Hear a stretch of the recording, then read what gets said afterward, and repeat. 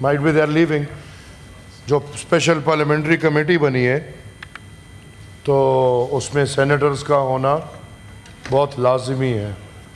Parties کی نمائندگی ہوگی لیکن یہ it's not a parties committee, it's a parliamentary committee.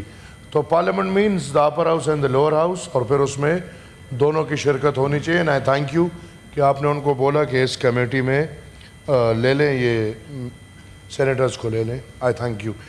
سر یہ جو بات ہو رہی ہے, ایک تو وکلا کے الفاظ ہوتے ہیں اور شاید وہ الفاظ ہمیں نہ آتے ہوں, لیکن سر سادہ سی بات ہے, آپ ایک جرم کریں گے تو اس جرم کی آپ کو سزا ملے گی.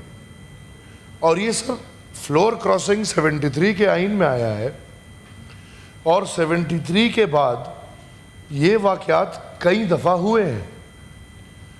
جس نے فلور کراسنگ کی ہے وہ اس نے جو ووٹ دیا ہے یا جو ہوا ہے اس کو مانا گیا ہے, اس کے بعد اس کے خلاف کارروائی ہوئی ہے, وہی ہوئی ہوگی.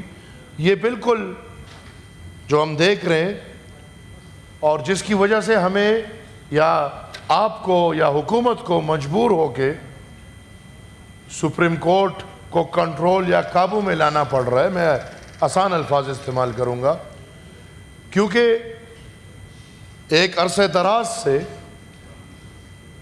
عدالت اور عدلیہ کھلم کھلا ایک پارٹی کو اکراس دا وے جا کے آئین کے خلاف جا کے سپورٹ کرتی ہے. اور اس میں ہم نے دیکھا کہ آئین ری رائٹ ہوا کہ پنجاب میں وہ ووٹ بھی نہیں مانے گئے اور ان کے خلاف کارروائی بھی ہوئی.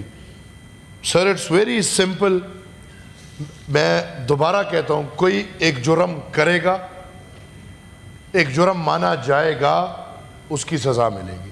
جب ایک جرم آپ مانتے ہی نہیں ہیں تو پھر سزا کس چیز کی؟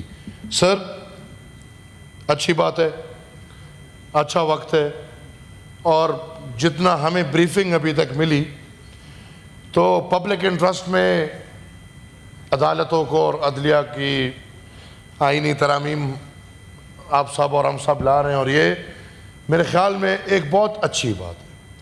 لیکن سر پبلک انٹرسٹ, میں سمجھتا ہوں کہ پاکستان مسلم لیگ کی حکومت پبلک انٹرسٹ کو صرف کورٹس تک محدود نہیں کرے گی.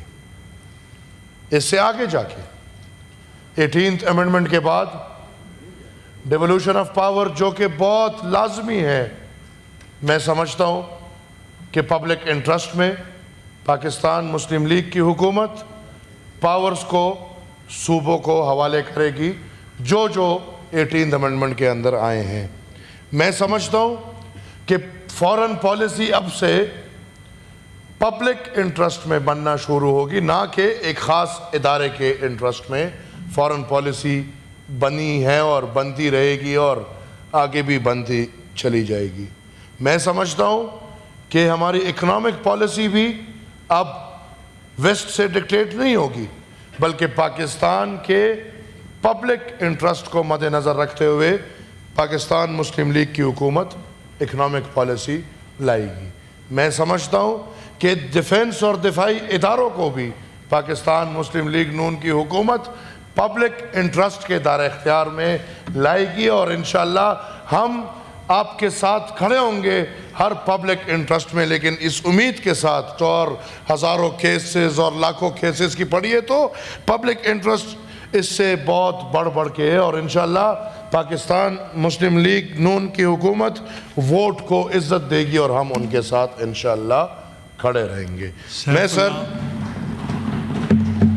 ریکویسٹ کرتا ہوں, ہو جائے گا, یہ بھی ہو جائے گا, یہ قانون بھی آ جائے گا, اور انشاءاللہ پبلک انٹرسٹ کا قانون ہے تو پاس بھی ہو جائے گا.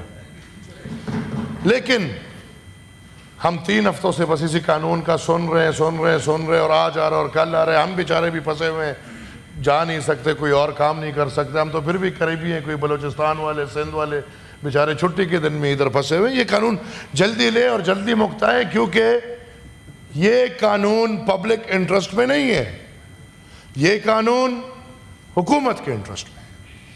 اور حکومت کے انٹرسٹ کو مد نظر رکھتے ہوئے پبلک انٹرسٹ کی باتیں کوئی کر ہی نہیں رہا۔ پبلک انٹرسٹ کیا ہے؟ مہنگائی کا طوفان ہے۔ پبلک انٹرسٹ کیا ہے؟ ٹیکسز کی بھرمار ہے۔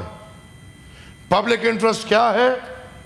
یوٹیلیٹی بلز کی بلاؤ کی طرح آنا، جس کو غریب، امیر، روزگار والا، صنعتکار کوئی بھی نہیں پے کر پا رہا۔ میرے خیال میں ایک نیا منی بجٹ سننے کو ملے کہ آ رہا ہے، اور مزید ٹیکسز کی بھرمار آئے گی۔ اس قوم کے ساتھ آپ کیا کرنا چاہتے ہیں؟ سر، ٹیکسز لوگ لیتے ہیں، اور ٹیکس ہر ریاست اور ہر ملک کی ضرورت ہے، کیونکہ اگر ایک ریاست، ایک ملک ٹیکس نہیں لے گا تو وہ کیسے چلے گا؟ لیکن سر، ٹیکس کے بدلے ریاست اپنے قوم کو وہ سارے فیسلٹیز دیتا ہے جو ایک باپ یا ایک ماں اپنے بچوں کو دیتی۔ ٹیکسز کی بھرمار ہے، عوام کو فیسلٹیز، ہیلتھ کی فیسلٹیز دے کے پورے پاکستان میں وہ افسوسناک ہے۔ آپ ایجوکیشنل فیسلٹیز دیکھیں پورے پاکستان میں، وہ افسوسناک ہے۔ بنیادی حقوق نہیں ہے اس ملک میں۔ میں سمجھتا ہوں کہ سر یہ بل جلدی پاس کرا لیں اور اصل مسائل پہ آ جائیں۔ سر، میں آخری بات کروں گا۔ ہم ڈسون ہوئے ہیں آج 6-7 ماہ بعد ہم ڈسون ہو گئے۔ وہ لیڈر آف دا اپوزیشن نے ہمیں باتوں باتوں میں ڈسون کر دیا۔ ان کو یہ نہیں پتا کہ ہم نے کبھی ان کو اون کیا نہیں ہے۔